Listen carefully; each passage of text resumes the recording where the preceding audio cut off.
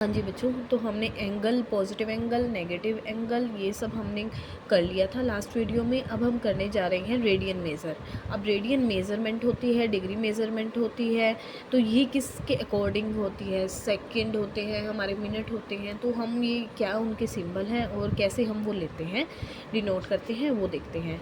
A radian is an angle subtended at the centre, जो centre पर बनता है ऑफ ए सर्कल, किसी एक सर्कल के, बाय एन आर्क, आर्क के द्वारा बनाया जाता है, whose length is equal to, उस सर्कल की whose length by an arc, और जो आर्क की लेंथ होती है वो इक्वल होती है आपके रेडियस ऑफ द सर्कल के।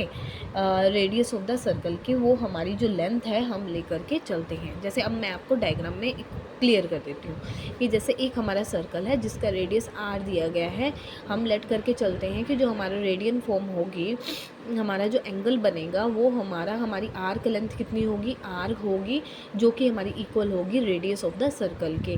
तो हमारा जो बनेगा वो हमारा होगा 1 रेडियन।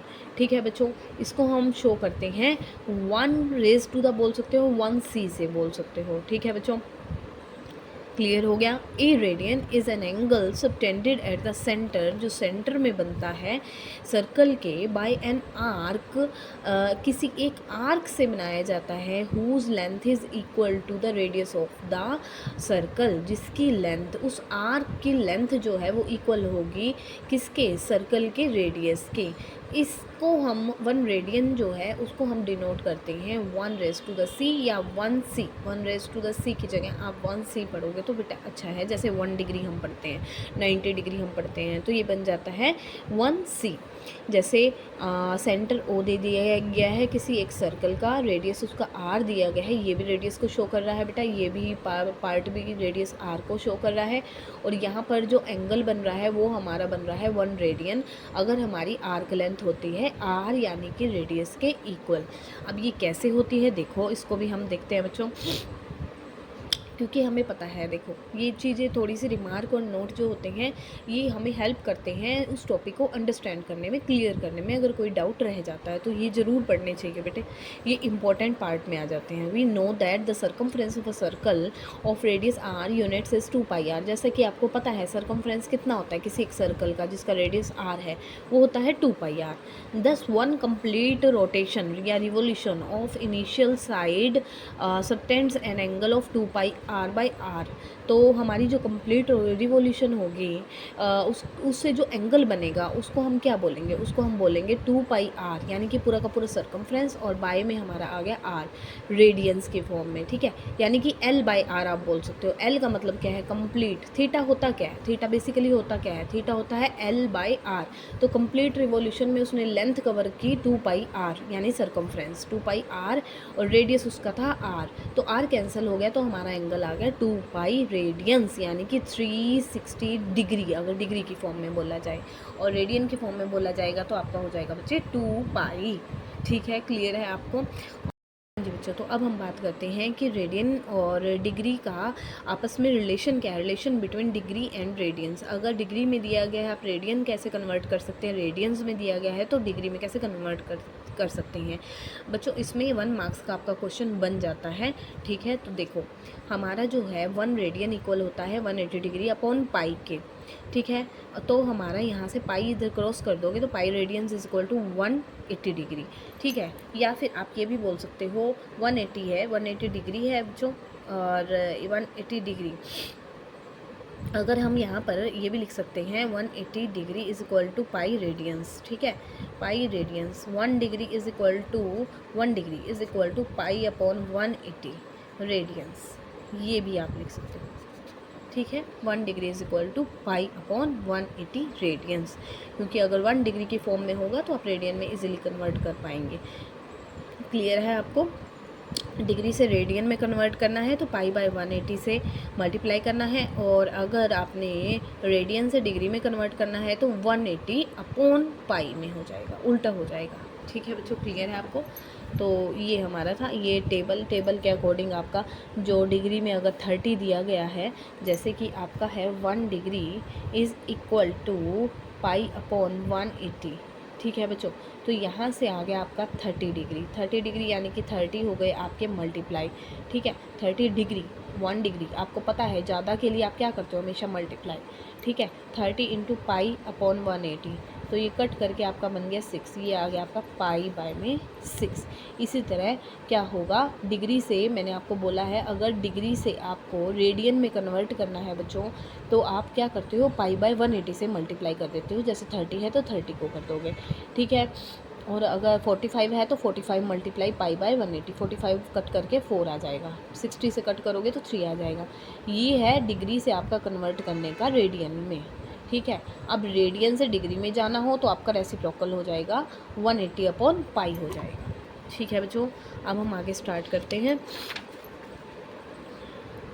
हाँ, यहाँ से आपका जो एंगल मिल रहा है, arc angle relation, arc length और एंगल में क्या रिलेशन है, तो आपका जो होता है थीटा यानी एंगल जो बनता है वो इक्वल होता है एल बाई आर। आर यानी कि एल मतलब यानी कि आर्क लेंथ, उसने आर्क सर्कल की कितनी कंप्लीट की है और उस सर्कल का रेडियस कितना है जहाँ पर आप उसका थीटा निकाल रहे हो, जहाँ पर थीटा आपका बन रहा है सेंटर पे। ठीक है, तो थीटा इज़ इक्वल टू, अगर लेंथ एल है और बाय में आर आ जाएगा। ठीक है, ये लेंथ आर्क लेंथ इसको बोला जाएगा और बाय में आर आपका, तो ये बन जाता है theta is equal to l by r. ये फॉर्मूला आपका यूज़ होगा। हाँ जी बच्चों, तो हम करते हैं एक्सरसाइज स्टार्ट आपकी 3.1 ट्रिग्नोमेट्रिक फंक्शंस। इसका हम कर रहे हैं क्वेश्चन नंबर फर्स्ट में आपको दिया गया है 750 degree, in which quadrant do the following angles lie. Check करना है कि ये कौन से क्वाड्रेंट में लाई करेगा। सबसे पहले तो आपने बच्चों देखना है कि एंगल 360 डिग्री से अगर लेस है तो हम डायरेक्ट चेक कर सकते हैं कि वो कौन से क्वाड्रेंट में लाई करेगा। अगर 360 से अबव है तो हमें चेक करना है उसको डिवाइड करके, पहले कि उसने कितने रिवॉल्यूशन कंप्लीट किए, उसके बाद उसने थीटा कितना बनाया है। तो हम चेक कर लेते हैं उसने रिवॉल्यूशन कितने कंप्लीट किए हैं।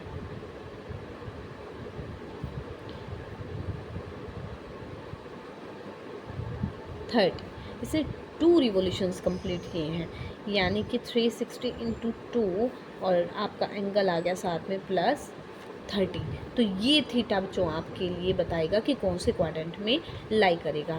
तो यहाँ पर क्या किया है, पॉजिटिव एंगल है। सबसे पहले यह भी आपने डायरेक्शन भी देखनी है, उसका सिंबल भी देखना है, वो प्लस में है या माइनस में है। तो 2 रिवोल्यूशंस कंप्लीट किए हैं, वो भी पॉजिटिव है, पॉजिटिव एंगल है, यानी कि एंटी क्लॉकवाइज डायरेक्शन में कंप्लीट किए हैं यहाँ पर।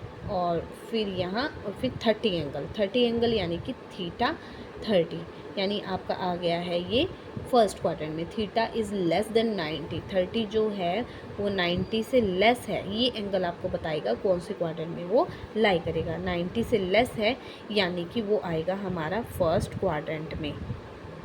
ठीक है बच्चों, अब हम करते हैं सेकंड पार्ट। आपको एंगल दिया गया है माइनस के 870। ठीक है, नेगेटिव आ गया बच्चों आपका। तो पहले तो हमें रिवॉल्यूशन वैसे ही चेक करनी है कि ये 360 से अबव है, तो हम इसकी पहले रिवॉल्यूशंस निकाल लेते हैं, कितने ले रहा है, कितनी कंप्लीट कर रहा है। ये हमारा यहाँ भी 2 ही कर रहा है 720, और उसके बाद बचते हैं 150 डिग्री। तो 360 डिग्री इंटू 2 प्लस में आपके आ गई है 150, तो ये हमें देगा थीटा। थीटा हमारा बच गया 150 डिग्री। बट बच्चों इस केस में आपका था माइनस बाहर।